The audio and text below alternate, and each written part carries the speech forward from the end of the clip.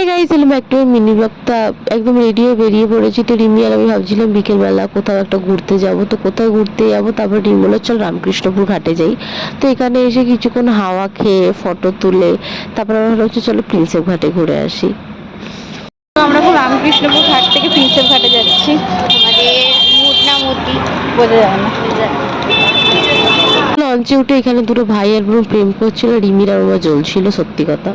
অন্য কারোর প্রেম দেখে জ্বলছে। রিমি কি বলছিলিস?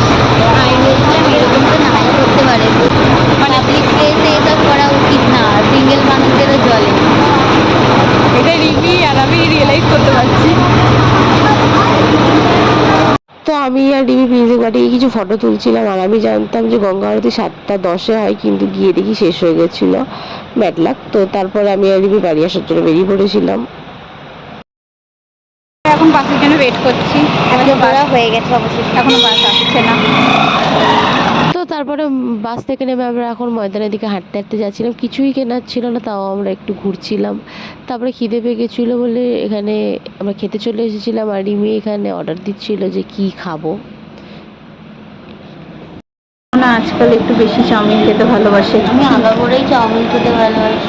কি অর্ডার করেছিস বল? চিকেন হাক্কা নুডলস আর চিলি পনির। মানে ও হাক্কা নুডলসের ফ্যান হয়ে গেছে মেবি, ওই জন্য শুধু। না, এখানে চাউমিনটা, এখানে নুডলসটা আমি প্রায়ই খাই, তো ভালো টেস্টি হয় খেতে। আমি ট্রাই করতে পারি। কনফিউজড আছি, এইটা না ওইটা। তো তারপরে আমাদের খাবার চলে এসেছিলো, তো আমরা খেয়ে দিয়ে বাড়ি চলে এসেছিলাম। তার জন্য এতটাই টাটা।